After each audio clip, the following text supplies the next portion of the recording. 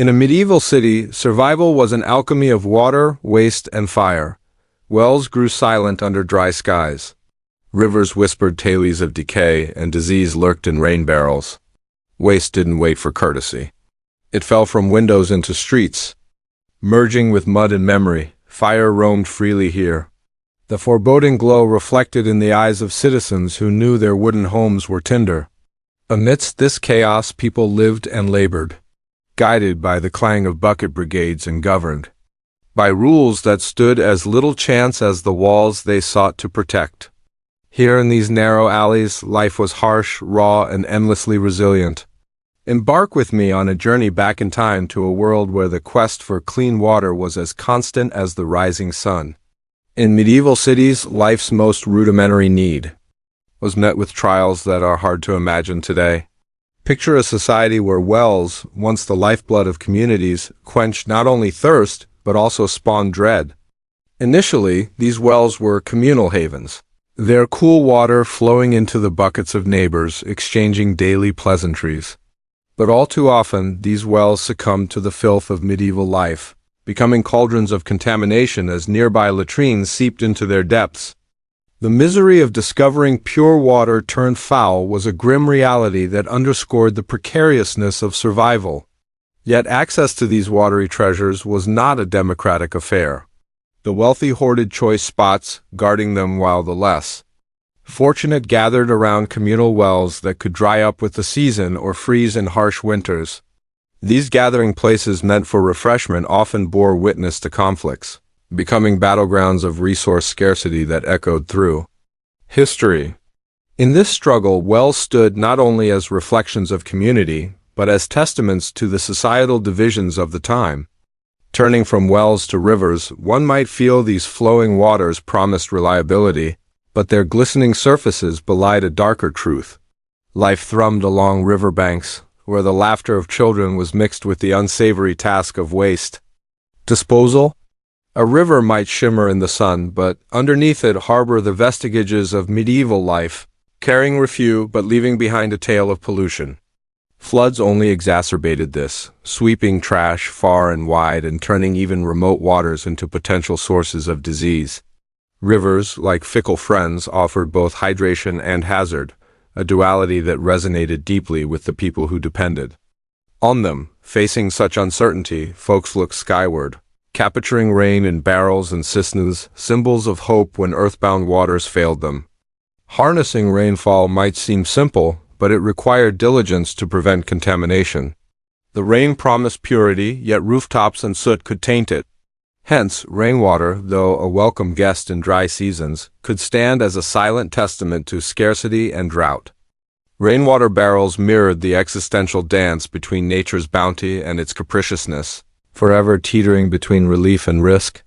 This landscape of unpredictability birthed an odd yet essential figure, the water seller. Picture them, trudging through crooked streets, barrels swaying as they made their rounds. Their trade was a lifeline for some, a bitter reminder of inequity for others. These sellers offered a microcosm of medieval society, where the price of clean water mirrored the divide between rich and poor. The mere sight of a water-laden cart told tales of necessity, illustrating the stark reality that even life's simplest needs were bartered with shillings, accentuating the disparity in urban life. Markets thrummed with activity, and here water took on more than utility. It became emblematic of civic pride. Wells nestled amid bustling stalls indicated a city's stature. Yet beneath the lively commerce lay the constant threat of overuse and decay. The very pulse of a market hinged on these sources, much like the health of society around them. Markets might project vibrancy, but their hidden heart was an ongoing struggle with sustainability, a reflection of the broader societal challenges. In the homes of the affluent, clean water flowed with ease, echoing privilege in every drop. Imagine lush gardens watered with care, while the rich toasted with unconcern. For them, water scarcity was an abstract notion, far removed from their lavish surroundings. But for the common folk, the quest for clean water shaped each day, drawing lines as clear as the water was murky. Here, water represented more than hydration. It was a vivid illustration of social stratification, defining the era's harsh realities. Health and water were intertwined, life-giving yet treacherous each time someone filled a cup. Diseases like dysentery and jaundice rode unseen in water's embrace. Regulations attempted to curb this peril, but knowledge was scarce, leaving city dwellers at the mercy of misguided practices. Theories abounded from celestial wrath to earthly fumes, driving people to seek both divine intervention and more earthly cures. Each sip was a journey through the realm of doubt, a gamble that fused fear with faith. Amidst this intricate dance of survival and scarcity was the workforce laboring tirelessly, whether hauling water or crafting laws to safeguard it. From the trenches to the city's administrative halls, they strove to tame the wild flow. These efforts showcased an early vision of infrastructure, a testament to human endeavor against nature's unforgiving backdrop. Yet this was a world of ironies where the very abundance of rivers mocked the dry basins of those they bypassed. Reflect now on how water in the medieval era was not just vital, but symbolic. It defined the contours of daily life, carving narratives rich in both legend and lived experience. From bustling markets to abandoned wells, water's story is the story of medieval times. A world of resilience and resourcefulness where the simple act of gathering water was infused with the spectrum of human ambition, hope, and strife. In medieval cities, a single word warned the unlucky souls below of impending doom. Gardilu, this cry, a garbled borrowing from the French Garde L'eau, watch out for the water, signaled that chamber pots were about to be emptied from above. The wobbly leaning structures that lined the narrow streets made it easy for residents to send refuse cascading into alleyways. A scene both mundane and terrifying in its disregard for sanitation. The streets serving as informal sewers were an aromatic assault, a blend of decay and human life accepted with a shrug rather than a solution. This daily ritual of waste disposal was necessitated by urban congestion and a lack of organized waste management. Streets alive with the sounds of haggling merchants and clattering hooves doubled as cesspools, collecting everything from human and animal waste to the occasional carcass. For the medieval citizen, navigating such filth was a non-negotiable part of life, about as unremarkable as the market's vibrant chaos or the tolling of nearby church bells. The odor, while oppressive, were as habitual as dawn itself, an unfiltered perfume of medieval life. Despite attempts by some cities to address the affluence, progress lagged far behind need. In bustling hubs like London and Paris, rain struggled, then triumphed over cobblestones, turning streets into murky channels flowing toward the city's edge. In periods of rain, these cobbles morphed into a hazardous, disease-laden obstacle course. Oxford's 13th century accounts paint a vivid picture of streets submerged under layers of waste, an almost ephemeral ecosystem where refuse reigned supreme. These conditions speak less to a disregard for health than to a broader societal struggle with the practicalities of urban planning amid medieval chaos. The medieval world lacked the infrastructure and technology to effectively manage waste, leaving cities to languish in a mire of stagnation. Without understanding the mechanics of sanitation, let alone the financial means to rectify the situation, cities prioritized other matters: defense, agriculture, grand churches. Streets thus became the ad hoc repository for waste, a neglectful nod to the limitations of the era's urban ingenuity. The scarcity of resources compounded this dilemma, as budgets were better spent defending against invaders or erecting monumental tributes to faith. Living amid filth was simply a condition of medieval life, and it bred a peculiar blend of resilience and acceptance among the people. Dirt was not an aberration, but part of the social landscape, and those conditioned this way found solace in communal acceptance. The wealthy had the means to insulate themselves from some of this squalor with manurial settings, providing slightly better conditions. Even with societal inequalities, waste had an almost egalitarian nature permeating every level, with chamber pots as the common denominator. A staple in every household, the chamber pot was both necessity and relic, a constant reminder of the past's attempt to reconcile need with privacy. Often tucked beneath beds, these receptacles were haphazardly discarded with little more assurance than a shouted warning. Whether plain or ornate, they symbolize an essential practicality, underscoring a life where handling waste was a personal endeavor and often a nocturnal necessity. The medieval mindset toward waste was not without its influences.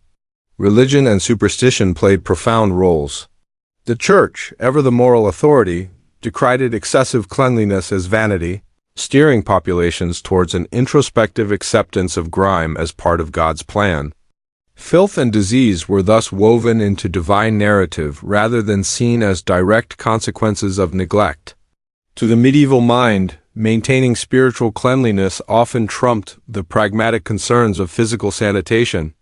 This blind faith also influenced the bustling city markets, which were both lifeblood and bane to urban residents. Amidst the trading of goods, refuse piled high, largely ignored amid the relentless pursuit of profit. Despite the chaos, markets remained the vibrant pulse of medieval cities, with risk and squalor shadowing every transaction.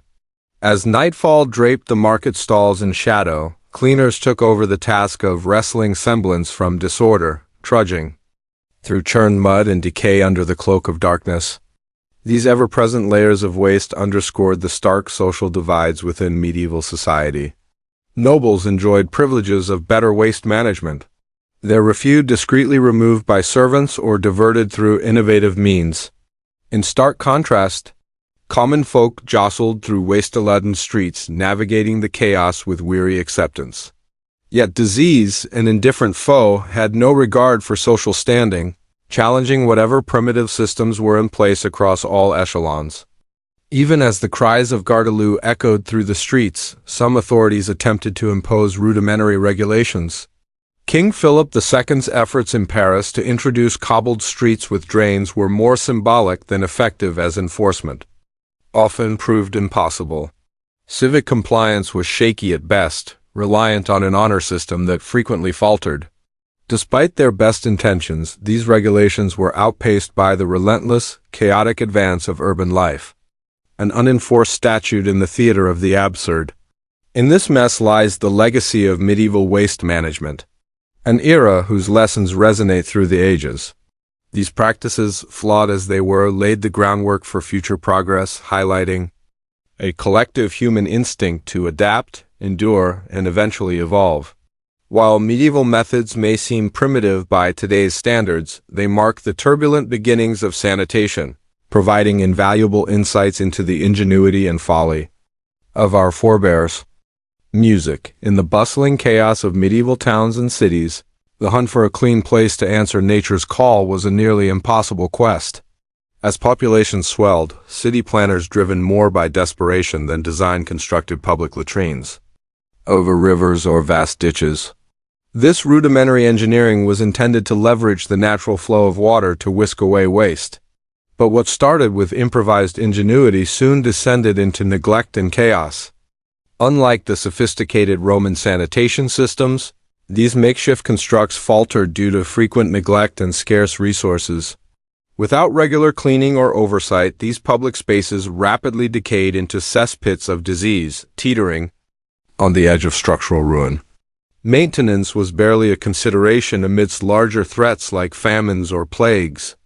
Overcrowding intensified the neglect, rendering public latrines among the most unsanitary spots within city limits. Many faced the unenviable choice of either braving these foul facilities or finding a private but equally unsavory alternative. Constructing a latrine posed significant challenges, with rudimentary techniques leading to numerous sanitary nightmares. Positioned over flowing water or dug in channels, they promised a simple means of waste removal. Yet ambitious construction efforts overlooked critical details. Wooden structures decayed in record time, and pits seldom emptied became testaments to human aversion to such unsavory tasks. The lack of a basic hygiene understanding compounded these issues, transforming the latrines into breeding grounds for bacteria and illness. The bridges of crude wood often faltered, threatening collapse and unintentionally contaminating the very water sources villages depended upon. Stepping into these communal cesspools wasn't merely a physical endeavor. It was a social experience governed by unwritten rules. The strong, odorous brew tested more than just the constitution. It demanded adherence to an unspoken etiquette. These spaces reeking of camaraderie more than cleanliness saw the mingling of upper and lower classes in a reluctant acceptance of necessity. Conversations, tour and to the point, often served as temporary reprieves from the overwhelming stench. Those who lingered found themselves a subject of scorn, highlighting an urgency driven more by personal necessity than social grace. Beyond the visible squalor, these societal holes harbored more sinister threats. Dim lighting and unstable structures turned simple trips into perilous adventures. Slips could have embarrassing and worse sickening consequences given the lack of rescue and healthcare capabilities. Falls into sludge or on treacherous ledges were grim realities. The dangers weren't solely structural. The unlit alleys and muffled chaos of latrines were prime targets for ne'er-do-wells. Indeed, tales of muggings within these confines circulated, a testament to the hazards hiding in such essential shadows. Festival days magnified these challenges. Throngs of townsfolk flocking from far and wide. Amidst this chaotic revelry, overflowing latrines became vivid symbols of uncontained humanity, despite attempts to bolster sanitation during such events. Execution often palled in comparison to the grand designs. What was left behind was not just a physical mess but a public health crisis in waiting. Sanitation in medieval times became an intriguing blend of necessity meeting indulgence where people reveled while infrastructure groaned under the weight. Religion played its note in this dirge as well. Medieval society was heavily woven with religious undertones, subtly influencing infrastructural customs. Monastic orders adhered to stricter standards with latrines, reflecting an effort to merge sanitation with spiritual duty. Yet, in the bustling cities, such bounds were mere whispers against the clamor of daily life. Public facilities, their unruly counterparts, created contrasts between the pious alleys of monasteries and city streets overrun with the scent of humanity. For the wealthy, the answer lay in private privies. Not only were these installations a sanctuary from the hazardous public facilities, but they also became markers of status. Adopting earlier Roman inspirations, these structures sought to merge comfort with sophistication. Although even these luxuries weren't immune to failure, blockages were just as common. The promise of exclusivity not extending to immunity from stench or inefficiency. The presence of private comforts highlighted the stark divide between those who could afford it and the masses grappling in public grime. The commonplace cesspit, a private and more affordable option, was another slice in this chaotic sanitary pie. For those of modest means, it represented a measure of control amidst the urban chaos. However, these pits, once filled and forgotten, soon became harbingers of wider health implications. Groundwater contamination and urban odor quickly became shared burdens, further exemplifying the complex interplay of private solutions impacting public welfare. The byproduct was a shared consequence binding the community together in a reluctant and unavoidable alliance. Historical records paint a picture of both the absurdity and necessity of medieval sanitation efforts. Chronicles noted disputes arising over overflowing neighbors, offering a glimpse into the tensions brewed by communal waste management. Meanwhile, literature of the era echoed these struggles, offering humorous takes on an otherwise grim reality. These stories, rich in dark humor, provide a window into the trials and resilience of a people striving against overwhelming filth within their communal lives. Reflecting on the role played by these perfumed horrors in medieval life, one cannot help but admire the hardy spirit underlying it all. Despite squalid conditions, attempts at waste management evolved over time, ultimately shaping urban planning's broader trajectory. The pungent narrative of medieval sanitation intertwines necessity with endurance, offering us a fascinating parallel as we peer back through history's peculiar lens, marveling at humanity laboriously and humorously, weaving survival into the urban tapestry in the shadowy alleys of medieval cities. When the sun dipped below the horizon and the world went to sleep, a peculiar yet vital group emerged to toil through the night. They were the gong farmers, tasked with managing the filth that medieval society had to offer. A job that teetered between essential service and social disgrace. The term gong refers to the waste these workers tackled, collecting dung by the bucket load under the cover of darkness. As cities grew, so did the refuse produced by teeming populations, making waste management urgent yet almost insurmountable without these unsung heroes. The life of a gong farmer was both grueling and thankless. Each evening, as city dwellers settled in their beds, these workers took to the streets, lanterns dimly glowing as they hauled barrels to collect the waste accumulated in cesspits and crevices. Their route twisted through the labyrinth of narrow roofs, and the sound of their carts rolling over cobblestones was overshadowed by the noxious smell of their haunting cargo. It was a job demanding not only brawn but a sharp mind to navigate medieval towns without spilling this malodorous load. The tools of their trade, long-handled shovels and iron-tipped poles, were crafted with precision, often by the farmers themselves, enhancing both function and furtiveness for nighttime operations. Despite the back-breaking work, gong farmers faced hazards at every turn. Lifting cumbersome buckets, the risk of injury loomed large, and exposure to waste meant perpetual vulnerability to disease.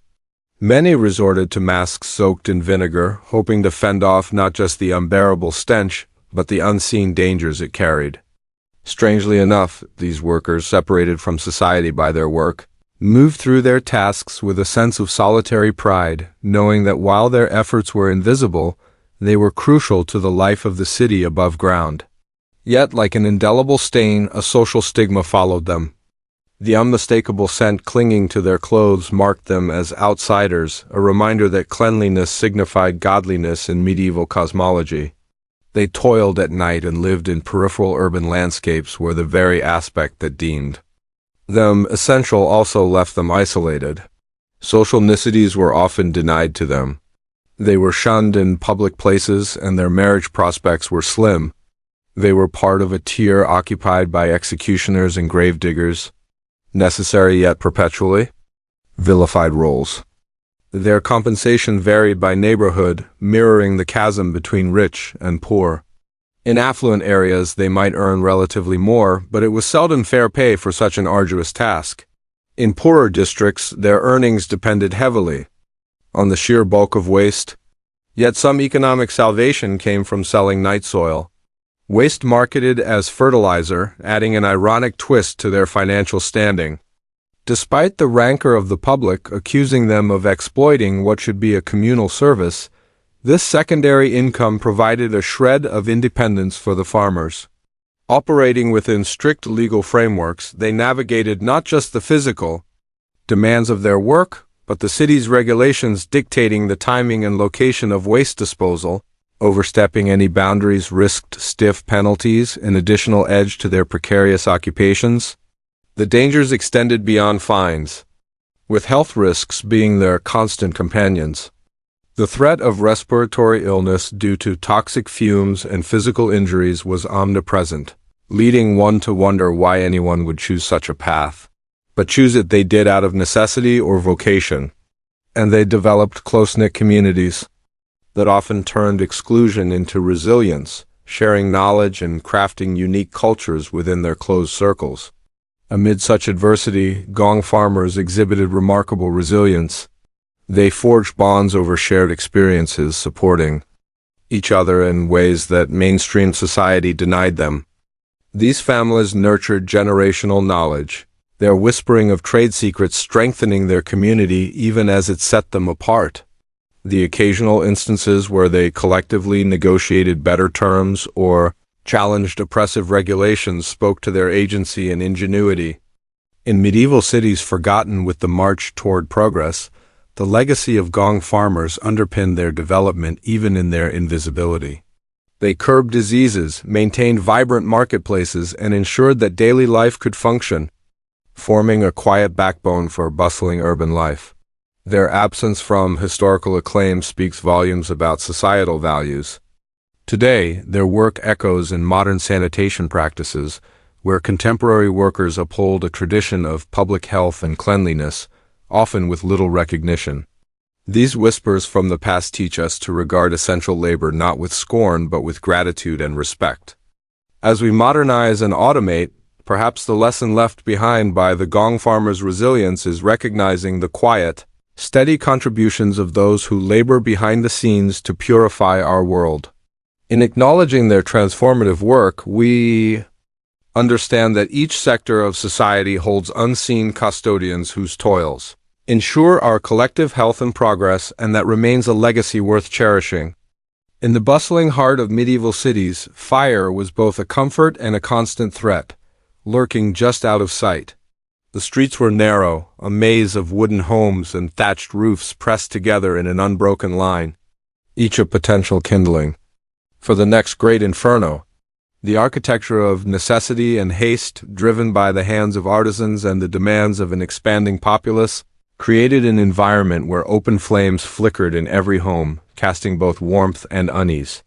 Without a thought to fire safety or prevention, citizens stored hay and pitch like pyrotechnics, waiting for a spark to turn the familiar into a nightmare. This precarious setup, compounded by social customs that kept neighbors in tight quarters, primed cities as tinderboxes waiting to ignite. Urban planning was non-existent, with homes leaning into one another like tentative friends, allowing fire to leap from beam to beam with stunning rapidity. Even the fields and forests beyond added peril, inviting gusts that coaxed flames past city boundaries. Yet fire was more than a hazard. It was an essential tool, a hearth's glow, nurturing life and community. People huddled close, basking in its warmth, though always with a weary eye on any misbehaving ember, ever aware of its dual nature. The devastation a single spark could unleash is vividly illustrated by the Great Fire of Paris in 1210. What began as an accidental flicker soon transformed into a monstrous blaze consuming swaths of the city. Eyewitnesses described seas of orange and red flame reducing whole neighborhoods to mere memories overnight. Each home a pair for cherished histories. Smoke filled the skies, a suffocating testament to fire's wrath as desperate prayers to St. Barbara went unheeded. The aftermath was a scar-etching vulnerability into the city's psyche, an ever-present reminder of fire's capricious nature. Reconstruction efforts brought changes. Stone and tile gradually replaced wood and thatch, but these were piecemeal and often bypassed the deep-seated reliance on familiar materials. Fire ordinances were drafted in an attempt to mitigate future catastrophes, but the resources and understanding necessary to enforce these changes were scant. Residents came to accept the futility, realizing that true safety was still out of reach in a world where ignorance of sanitation and bacterial threats was just beginning to lift. Kitchens, the heart of any medieval home, proved hotspots for potential ignition. Central hearths necessary for cooking and warmth were simultaneously cherished and feared. A momentary lapse in attention leading to curtains or attire becoming unwanted kindling. Meals hastily prepared over makeshift fireplaces heightened this risk, as did the precarious kerosene lamps that flickered invitingly yet menaced with their spill-prone nature. Life by firelight was essential, though it came wrapped in the anxiety of stray sparks and runaway embers, demanding constant vigilance. Attempts to combat fire disasters led some cities to toy with prevention methods. Tiled roofs and rudimentary regulations on materials emerged, though stubborn adherence to age-old traditions often stymied these efforts. Bucket brigades and volunteer firefighters became communal lifelines. Armed with little more than iron hooks and leather buckets, these brave souls, artisanal volunteers with no more protection than thick clothing, combined grit with bucket chains, embodying the desperate hope of facing infernos with sheer determination and community spirit. Fires left deep scars on communities, not only in the destroyed structures, but in the lives erased with merciless efficiency. Homes were death traps, their absence of safety measures leading to fatal realizations made tragically too late. Survivors clung to each other, their shared suffering, binding them in community and mistrust alike. The medieval class system dictated slow, uneven reconstruction, with the poor often feeling the brunt of nature's calamity without reprieve. Even sacred spaces were not immune, with cathedrals occasionally succumbing to fire's grasp, turning the divine into human vulnerability. Stained glass melted in surrender, and once mighty towers bowed under heat's merciless conquest, testing faith and prompting solemn reflection. Fire's destruction was interpreted as a divine test, spurring the faithful to rebuild, clearing ruins seen not as fallen relics, but as opportunities for revival. Throughout, courageous individuals arose, their tales enshrined in local law. Heroics were common amongst medieval firefighters. People like Theodore the Florentine, who swung between charred beams without fear, and Beatrix of Bruges, whose voice rallied bucket brigades under skies thick with smoke. For these volunteers, the reward was modest, gratitude, lineage of courage, and the occasional token of appreciation. As communities rebuilt stronger bonds enveloped in shared history, necessity birthed innovation, tragic fires pushed cities toward new resilient designs, tentatively exploring building methods and firefighting tools such as primitive fire hooks. The tragedies bore seeds of ingenuity, nudging towns to push past stagnant practices for improvements reflecting learned resilience. Rituals and superstitions burgeoned, reflecting awe of fire's dual nature as both life-giver and destroyer, with communities engaging in rites imbued with reverential hopes to appease the infernal specter. The medieval legacy of fire endures in community consciousness, its lessons echoing through time's corridors, reminding us of human frailty and resilience. Within medieval narratives shared by muffled hearthlight, the paradox of fire remains an indelible aspect of cultural memory, connecting today's safety innovations to those ancient flammable pasts, ensuring histories are not only remembered but learned from. In the medieval world, the tranquility of night often hung by a thread, ready to be disrupted by the sudden and urgent tolling of church bells. These bells served as the city's alarm system, a signal that could mean anything from a joyous royal birth to the all-too-frequent menace of fire. Unlike today's electronic alarms with their piercing screams, the deep, resonant notes of these bells summoned the entire community into immediate action. Fire, a fearsome adversary, feasted voraciously on the closely packed wooden structures that choked the narrow streets. As the bell's ominous clanging echoed across the rooftops, the message was clear. Fire was upon them, and it was time for everyone to come together to fend off this ancient foe. The ringing bell stirred a mix of fear and urgency in the hearts of the city's inhabitants.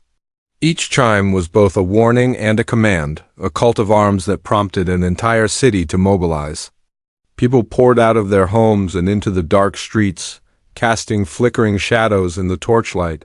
Shopkeepers abandoned their wares, mothers bundled their children close, and the elderly shuffled as quickly as their old bones allowed.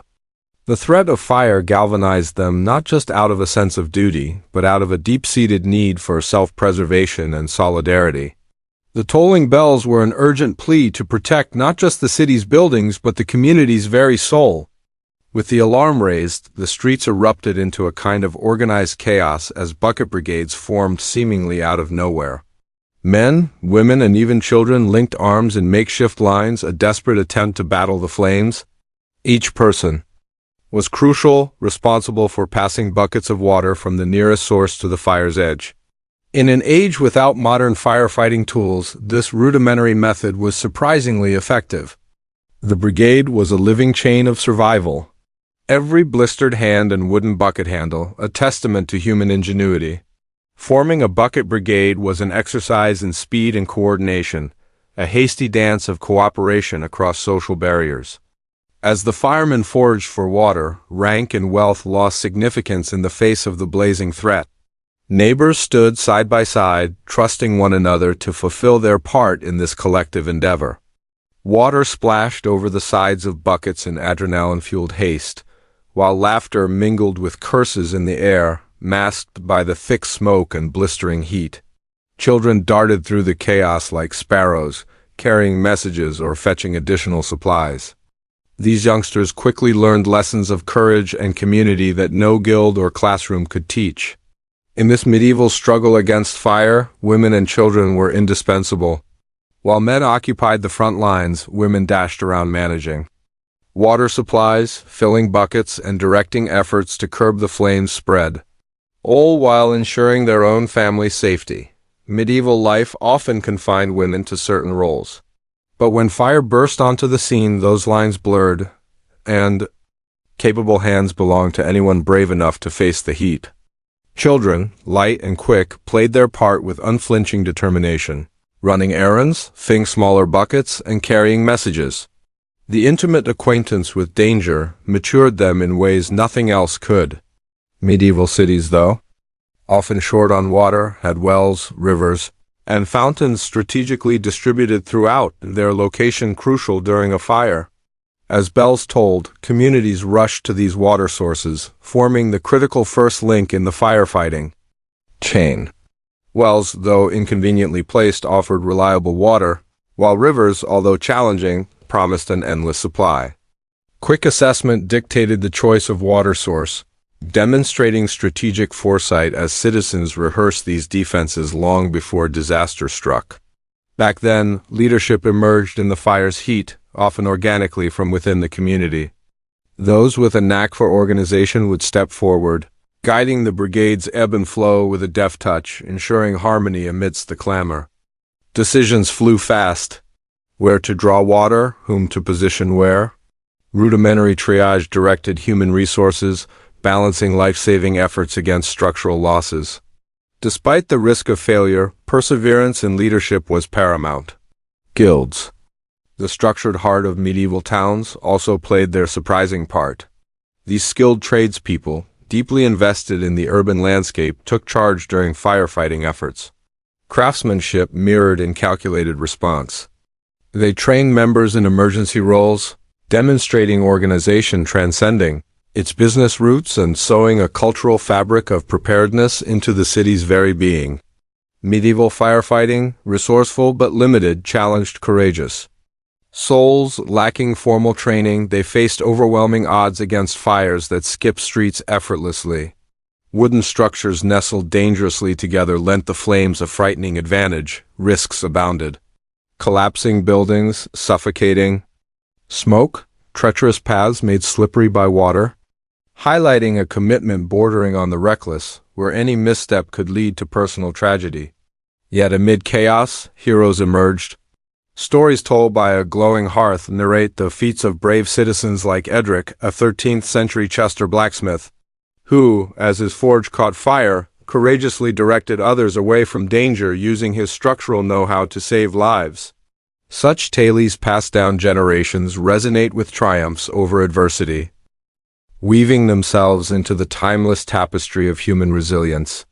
These early bucket brigades, though rudimentary, laid foundations for modern firefighting, instilling a legacy of community spirit and shared responsibility that defiantly echoes in the flames of history. In the bustling heart of medieval cities, water wasn't just an amenity, it was a vital lifeline. For the wealthy, access to clean water meant private wells and water deliveries. But for the urban poor, the reality was quite different. Public wells and fountains, the lifeline to the masses, often dried up or flowed with questionable purity. Fetching water, a task usually assigned to women and children, was not only a chore, but a daily odyssey. Houses lay scattered far from communal wells, forcing locals to traverse polluted and ill-maintained streets. The sound of sloshing buckets marked the rhythm of everyday life. In a city where clean water was as valuable as gold, for those at the edge of poverty, their options were painfully limited. Despite the grim reality of often having to consume water tainted with disease, clean water represented a struggle, just as defining as any medieval conflict. The stark economic divide between rich and poor was glaringly apparent. While some could afford private sources or the services of water carriers, the destitute settled for whatever they could carry or what meager funds could afford. Enter the water carriers whose muscles and stamina were essential to the urban ecosystem.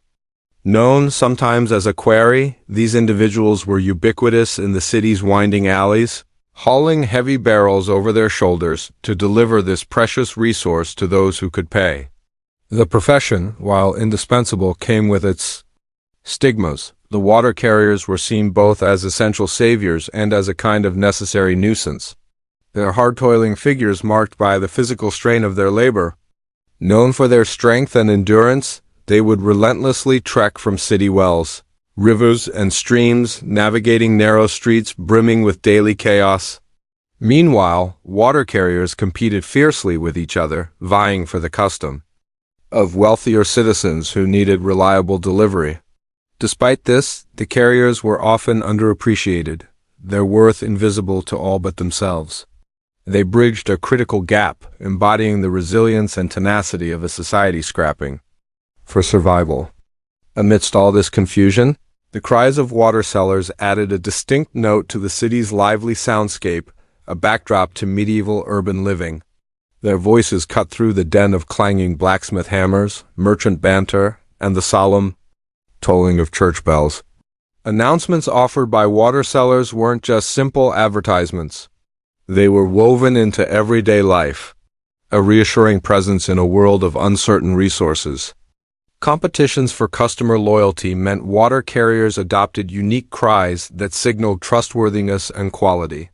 Residents could identify trusted sellers from the cacophony, fostering relationships built on necessity and mutual reliance. However, for water carriers, the profession came at a significant physical cost. Each day they bore loads that tested the bounds of human strength.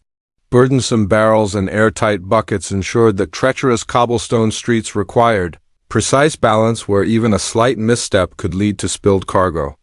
The toll was evident in their aching backs and strained joints, a harsh testament to their marginal status. Occupational hazards loomed large with no employment safety nets to catch them and sheer endurance as their only protector. Living in medieval cities often involved a perilous gamble with life itself. Contaminated water. Sources were a breeding ground for disease, harboring bacteria that spread without awareness or the ability to purify them. Waste pits and nearby latrines posed threats to water quality, increasing exposure to cholera and typhoid. In densely packed city sectors, outbreaks were ravaging, leaving areas deserted in their wake. The poorest bore the brunt of these ramifications, struggling against illnesses they could barely understand. Amid these hardships, the Church endeavored to offer spiritual and practical support. Religious institutions managed wells and aqueducts, recognizing water as a divine gift meant for all.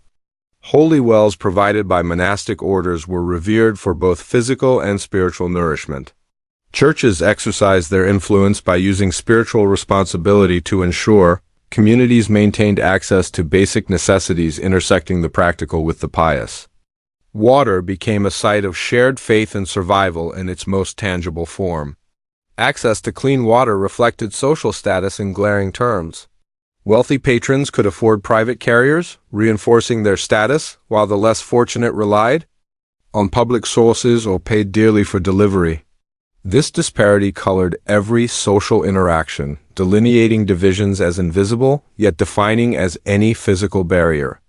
The medieval panorama bore witness to both opulence amid scarcity, much like shadows cast against the dim glow of city lamplight. Water storage presented another challenge, inspiring inventive methods that range from earthenware systems to clay jars and barrels. Households practiced conservation with an awareness that fresh supplies were those hard-earned trophies of persistence. Roof collectors captured rainwater, offering temporary solace in a climate of unpredictability, while urban designs incorporated municipal squares that acted as communal catchments. Economically, water carriers played influential roles driving commerce through the essential act of delivering water. Their pricing varied according to distance and volume, revealing intricate market dynamics at play in an early urban economy driven by basic necessity. The competitive fervor sometimes led carriers to establish small syndicates for mutual advantage, reflecting cooperation amid survival. Once their profession had faded into history, water carriers left behind a legacy of urban vitality, enduring symbols of grit and adaptability within unforgiving environments. Their narrative is one interwoven with hardship met with resilience, an echo from which modern cities draw inspiration, bridging the past and the present with innovation grounded in ancient persistence. These pioneers laboriously anchored communities then, just as they inspire them now, a testament to human endurance in a world forever thirsting for life-giving water? As the medieval cities grew, so did the tangled web of filth, fire, and disorder that lurked in their narrow streets. In response, town councils emerged, valiantly attempting to impose some semblance of order amid bustling alleys filled with merchants. Travelers and locals, city authorities crafted new laws like emergency band-aids on a festering wound. These rules aimed to tackle the pressing problems of water scarcity, waste management, and fire outbreaks. But in reality, they were a delicate dance between regulation and autonomy. The birth of these councils marked a shift from isolated communities to towns with their governing bodies struggling to create order in a world that perpetually teetered on the brink of chaos. Yet enforcing these well-intentioned laws was a Herculean task. Medieval law enforcers with meager resources faced daily violations as necessity outpaced regulation. The laws themselves became a patchwork quilt of intentions, providing a glimpse into a society struggling to maintain an infrastructure amid the unsettling realities of medieval life. Villages and towns often operated with a degree of autonomy, weaving a tapestry of local rules that varied significantly from one region to another. This era was a contradiction of strict enforcement meeting human resilience. The rules highlighted a budding awareness of communal responsibility, an early glimmer of civic duty shining through the haze of chaos. Waste management was one of the thorniest issues of the time. City ordinances were introduced in an effort to stem the relentless tide of refugees dumped into streets and waterways. But without modern sanitation, these rules were often more suggestion than mandate. Enforcement was sporadic at best. The streets seldom clean and citizens prohibited from dumping refuse near wells, a rule designed to prevent disease outbreaks, frequently ignored. Despite a basic understanding of the dangers posed by human waste, without the infrastructure to fully implement these measures, medieval cities were often drowning in their own filth. And yet, these decrees foreshadowed the beginnings of public health initiatives, even if they were more hopeful than effective. The populace, driven by necessity, often found ingenious ways to sidestep these rules. Those unable to afford the hefty fines associated with waste disposal quietly resorted to under the cover of darkness tactics, sneaking waste out at night. Municipal reforms often repeated the same decrees every few years, a testament to the struggle between moral imperatives and physical needs. Creative solutions spurred by survival instincts became not only necessary but a vital part of urban life, filled with both ingenuity and audacity. At the same time, the threat of fire loomed large over medieval cities with their wooden homes and thatched roofs, and a single spark could lead to utter devastation. City councils, recognizing the danger, imposed rules to mitigate disasters, restrictions on open hearths, regulated cooking fire hours, and mandatory accessible water sources for emergencies.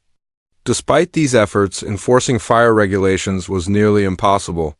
Livelihoods depended on forges and bakeries operating at all hours. With limited firefighting technology, cities relied on bucket brigades and demolishing buildings to stem flames, their records reading like cautionary tales marked by hubris and insufficient resources.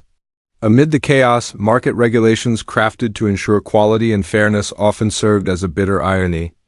Bread and meat were subject to strict rules against adulteration. But bakers and butchers deftly navigated these regulations, making subtle adjustments to preserve profit. The lack of refrigeration prompted market skirmishes where spoiled wares collided with desperation, a testament to the struggle between necessity and ethics. Market guardians and sellers engaged in a dance of haggling over legality, illustrating the paradox between medieval aspirations and gritty realities. Night watchmen inadvertently embodied the curious duality of good intentions and periodic lapses. Charged with safeguarding citizens, their presence in the streets was more ceremonial than practical, often diluted by shared companionship and fermented spirits. Their efforts to impose order were fraught with challenges as the distinction between vigilance and negligence blurred under the moonlit sky. The nobility navigated these laws with cunning and privilege on their side. Feudal stipulations favored the class, allowing them to skirt around rules meant for the lower echelons. Enclaves of power thrived beyond consequence, their actions residing in a paradoxical intersection of duty and defiance. Class disparity in law application reflected an era where privilege was a utility rather than a responsibility. Despite their muddled complexity, medieval decrees left lasting legacies. They spurred a spiral of realities that contoured urban communities with their administrative echoes shaping future epochs. The intricate network of rules and exceptions created new social dynamics, revealing the ever-present balance between personal survival and regulatory attempts to impose order. These historic endeavors remind us that even within chaos, the intention to create order existed, a lesson as enduring and complex as the medieval world itself. In the tangled streets of medieval cities, life often teetered on the brink of chaos, where waste and decay were as common as stone and timber. This haphazard environment, ripe with refuse littering the narrow paths, and the constant stink of rot seeping from every corner, set a stage for disease to thrive unchecked, while the townsfolk went about their daily lives holding fast to the miasma theory, which blamed foul air for their afflictions. They little realized the true enemies lurking in the shadows. Houses huddled together, sharing walls, and often more than that. As residents coexisted with animals and endured the proximity that unwittingly ensured their own undoing, life crammed into these bustling hubs of trade formed incubators for disease. And soon the grim specter of plague loomed ever closer. Rats were ubiquitous in this urban sprawl, surviving and multiplying with an impressive tenacity. The medieval landscape with its refuge heaps and forgotten corners was a veritable paradise for these creatures. They scuttled along the labyrinthine paths and nestled within the crannies of overcrowded homes, feeding off whatever scraps they could find. These rodents were more than mere nuisances. They were carriers of unseen horrors with fleas in their fur bearing the Yenia pestis bacterium, the catalyst of the terrifying bubonic plague. While city dwellers occasionally attempted to manage their surroundings, municipal powers often found themselves at a loss against the rat invasion. The increased trade of the era inadvertently spread these creatures far and wide, as every ship could carry a stowaway, turning distant lands into new grounds for infestation. But rats were only the visible tip of the plague iceberg. The true culprits, unseen and devastating, were the fleas carrying deadly loads in their tiny bodies. As these fleas leapt deftly from rats to unsuspecting humans, they turned every home, every market into battlefields of a silent war. Once fleas made their presence known, it was usually too late. The damage was already done. Human interaction in these close quarters provided the perfect channels for disease to spread unnoticed until symptoms manifested. Other than the ominous appearance of the plague, cities reeled under the assault of diseases like typhoid and dysentery. Relentless and indiscriminate, typhoid spread insidiously through contaminated food and water, laying siege to humans with fever and debilitating pain. Dysentery, equally alarming, thrived in this breeding ground of filth. With medical knowledge scarce and superstition rampant, these illnesses cut sways through populations, sparing no class. A distressing testament to the era's vulnerability. Families watched helplessly as once easily treatable infections became harbingers of death. Amidst this gruesome theater, cholera surged forth, preying upon communities through tainted water. Sources, rendering a basic necessity lethal.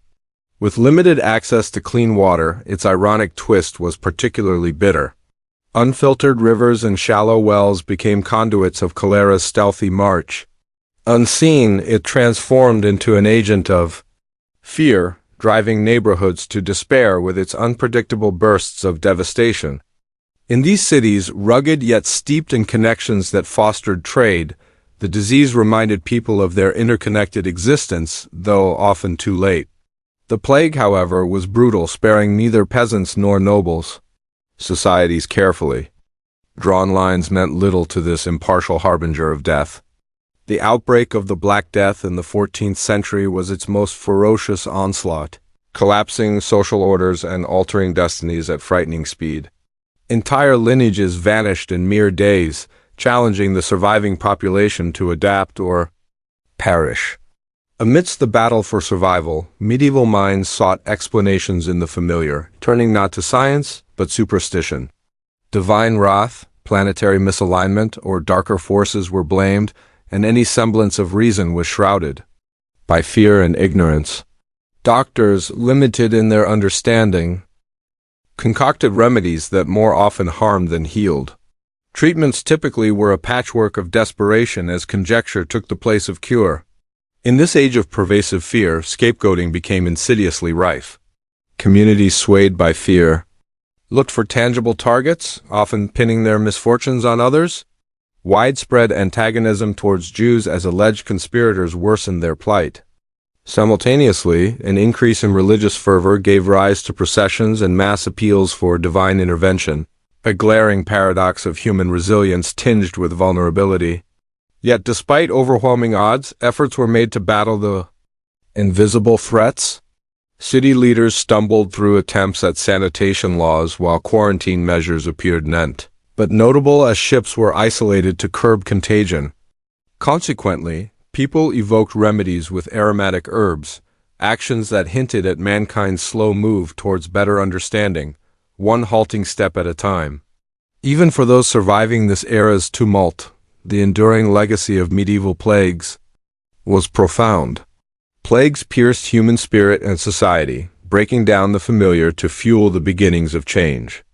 Once placid hierarchies were reshaped in the fires of adversity, shifting labor rights were born in fields left deserted. While suffering had no equals, it began to truly prepare people for the enlightenment to come. Cultural expressions captured this pivotal era and preserved it in art, ensuring the memory of struggle tempered by the human will to persevere. The tales of these medieval ballads stand as humbling reminders of life's fragility and triumphs of endurance against an unforgiving world. In the shadowy corners of medieval cities, the urgent cry was for cleanliness. With swelling populations, city authorities slowly awoke to the suffocating stench that plagued their streets. Early efforts fumbled toward sanitation as towns like London and Paris scratched out rules, stumbling over their own lax enforcement. Drainage ditches, nothing more than shallow grooves in the earth, attempted to channel rain, but often surrendered to the rain's relentless drumming. These rudimentary gestures flickered faintly as precursors of public health, though woefully imperfect. Yet the effectiveness of these attempts was frequently overshadowed by a lack of support from any municipal system robust enough to manage compliance. Households were nudged into personal responsibility for proper waste disposal, though resources echoed their absence. Fines blinked in public warnings, toothless against a backdrop of officials too few and too far between. Thus waste shuffled through the streets, a shared burden more than a civic priority. Order was an elusive sprite coaxed occasionally by survival's demands. Amidst this melee, visionary spasms introduced public baths as a balm for citizenry's grime. These communal gathering spots with their steam and scented waters offered a respite where gossip intertwined with the scent of soap. It was a nod towards new hygiene ideas, wrapping social conduct in a cleaner yet deceptive cloak. But as cities expanded and the bars brimmed with patrons, the waters grew stagnant, breeding fickle pools of disease. In the clutches of epidemics like the Black Death, these havens became temples of contagion, reflecting the irony of what cleanliness sought to become. Meanwhile, the aspirations towards freshwater importation unfolded alongside the sprawling architecture of aqueducts and conduits. Drawing on the remnants of Roman ingenuity, London's great conduit stood as a testament to engineering wit, a collective grasp towards purity as the lifeline of health. But alas, its promise was fragile, marred by neglect and the hand of vandals. Misunderstandings lay like shadows over these advancements as perceptions clung to miasma theories rather than microbes. The system stumbled, shrouded more in ambition than in use, undermined by both nature's whims and man's miscomprehensions. Attempts to instill a sense of civic hygiene included rigid ordinances aiming to unravel the muck woven into the fabric of city life. Authorities tried to awaken a shared duty among citizens, whispering through decrees and hopes how waste might be better handled. Yet enforcement remained an echo. The reach of overburdened officials stretched thin. Struggles between poverty and the ink of decrees reduced rules to suggestions amidst life's exigencies where survival often wore the face of defiance. Street cleaning, envisioned as a crusade against filth, saw scavengers scraping refuge from streets. Their efforts proved persistently Sisyphean. Inadequate funding and oversight unraveled these endeavors against a social backdrop resistant to change. As quickly as roads were cleared, waste reappeared, dumped heedlessly by passers-by, rendering the task relentless. With meager pay and little recognition, those tasked with cleaning found themselves adrift, caught in a ceaseless reality of dirt and decay. Cesspits and privies, symbols of a whispered hope towards sanitation, found themselves rearing at the edges of medieval homes. Here, dwellings attempted a domestic separation from gleaming streets. Yet they were as likely to betray their purpose, fusing neighbors' yards into cesspools or poisoning water with their overflow. As water turned foul with bacteria, diseases surged, mocking the very attempt at control. Instead of standing at bulwarks of cleanliness, such constructs served to amplify the chaotic dance of medieval ignorance. Underlying these efforts, waste, intertwined intricately with moral economies as spiritual tenets entangled with the physical landscape. Religious leaders staunchly preached against filth, elevating cleanliness as a marker of faith. Yet practicality often suffocated these moral entreaties, with survival favoring proximity to tainted resources. The tug between higher ideals and gritty reality wore its dissonance plainly when the poor languished in areas festering with land refuge and pestilence. Amid this backdrop, fire safety became a parable of urban planning and woes. Dreams of crafting cities into flame-resistant fortresses saw stone replace wood in streets fashioned wider to bar blazes from leaping among houses. Yet reality gnawed at these hopes as poverty demanded compromises. Ordinances warned against cooking hazards and dangerous structures, yet often were ignored amidst the daily hardships, accentuating the persistent risks of urban life. Disease outbreaks rattled the streets into brief, beleaguered awakenings. Plagues emphasized connections between cleanliness and survival, sparking reforms visible only as fleeting flickers.